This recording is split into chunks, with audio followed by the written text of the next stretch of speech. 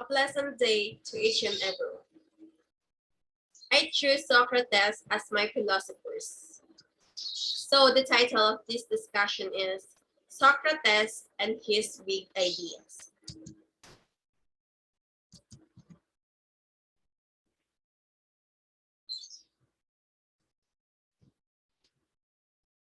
Some Socrates is one of the founders of Western philosophy. Born in 469 BC, the death of Socrates in 399 BC. Her father was a stonemason, and his mother was a midwife.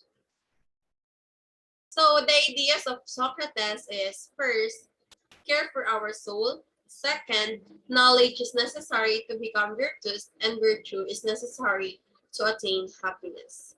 Third is, all evil acts are committed out of ignorance and hence involuntarily. Fourth is, committing an injustice is far worse than suffering an injustice. So, Socrates believed that philosophy had a very important role to play in the lives of individuals and in Plato's dialogue. Of the Gertrude, he explained why he held such a belief. For you see what our discussion are all about, and is there anything about which a man of even small intelligence would be more serious than this? What is the way we taught to live? So many people never consciously complete the question of how one taught to live. Instead, the course of their lives is largely determined by the cultural values and norms, which they unconscionably ad- adhere to Socrates. The examination of this question is very, at its thought, disturbing for answer to it that what can hope to improve their life. One of the reasons why Muslims do not conscious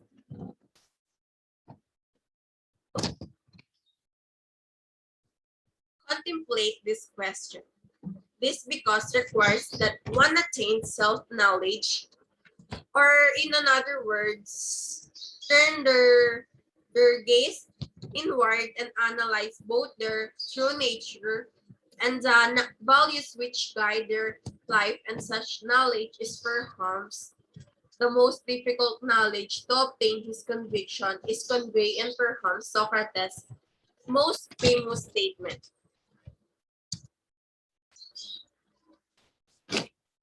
The unexamined life is not worth living. So, examining oneself is the most important task. One cannot undertake, for it alone will give us the knowledge necessary to answer the question, how should I live my life, as Socrates explained. Once we know ourselves, we may learn how to take care for ourselves, but nevertheless we never shall.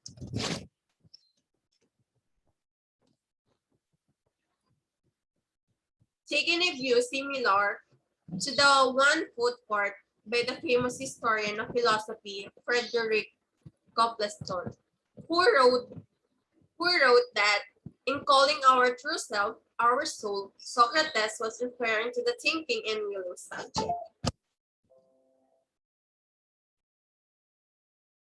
According to Socrates, it is the state of our soul or inner being which determines the quality of our life.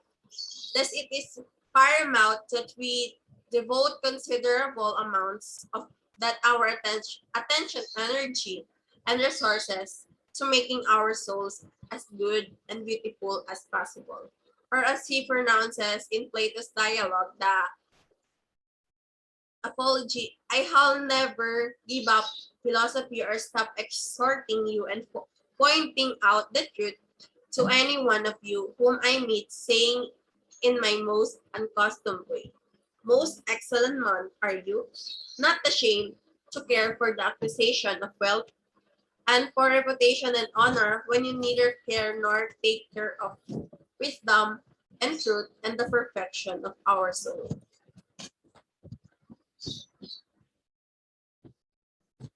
After coming to the realization that one's inner self or soul is all important, Socrates believed the next step in the path towards self-knowledge was to obtain knowledge of what is good and what is evil.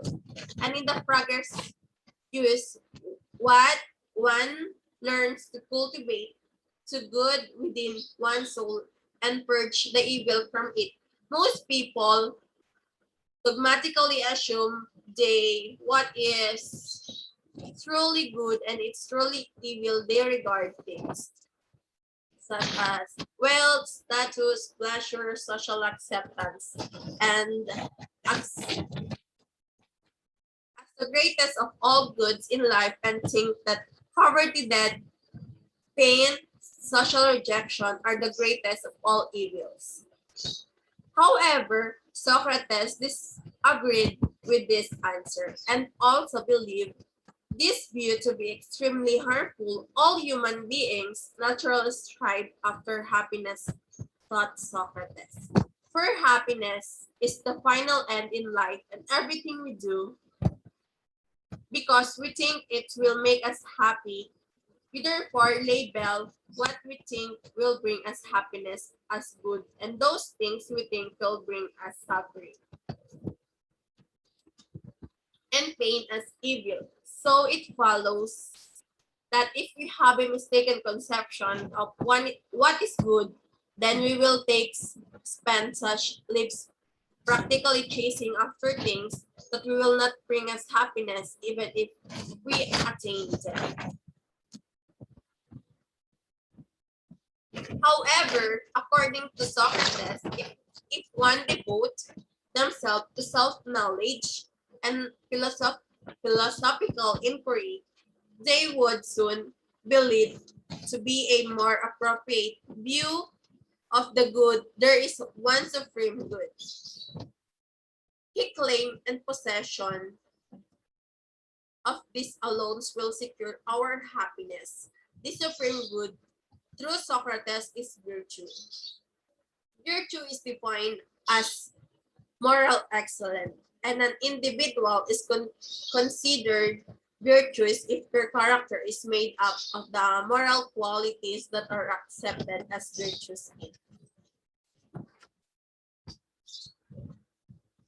Ancient Greece commonly accepted virtue included courage, justice, prudence, temperance.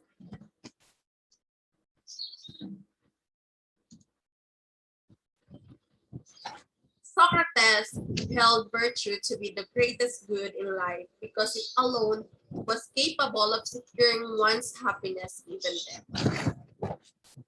It's a ritual matter for the truly virtuous individual who realized that the most important thing in life is the state of his soul in the action which spring from it. Man, you don't speak well.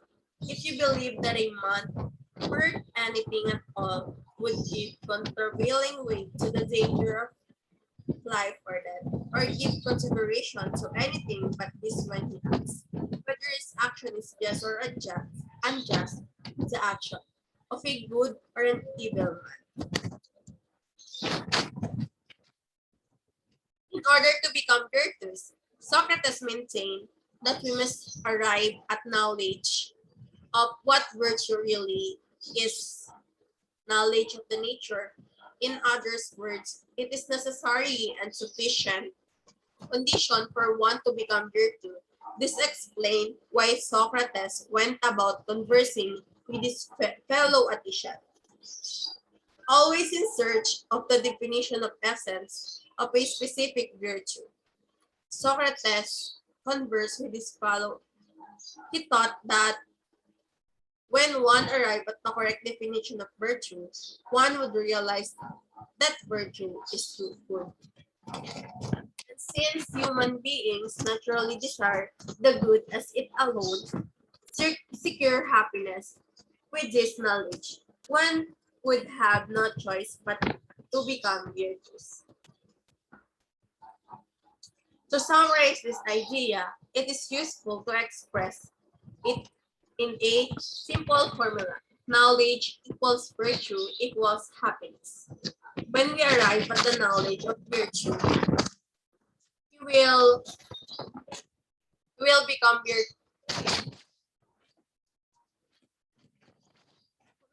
virtue. We will make our souls good and beautiful. We, and we perfect our souls, we will attain true happiness. But if all individuals naturally desire happiness, and if it's only by becoming virtuous that one can attain happiness. Then a simple question arises: why do so many people fail to become virtuous and instead commit evil acts, thereby preventing themselves from attaining that which they really want to put in? Luckily, that answer to this question is that mass people are ignorant. If one surely know what they were doing was evil, they would refrain from such an action, but because all evil acts are committed out of ignorance. Socrates held that will that all evil acts are committing involuntarily in Plato's dialogue. The Protagoras says, "My own opinion is more or less. No wise man believes that anyone sins willingly or willingly perpetuates any base or evil act. They know very well that every base or evil action is committed involuntarily."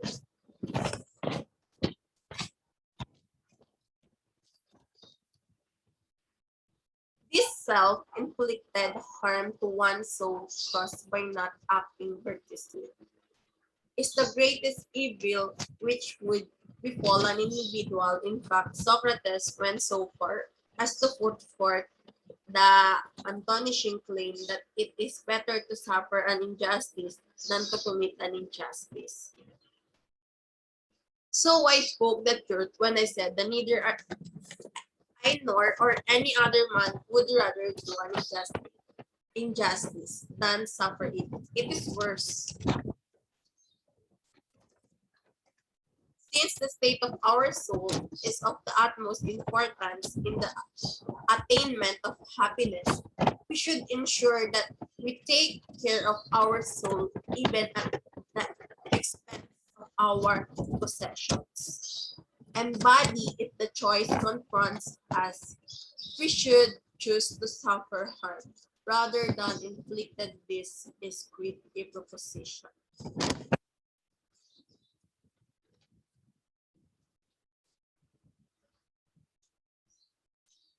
I have one quote about Socrates. You have to know yourself before you can say something about yourself or about what you can know.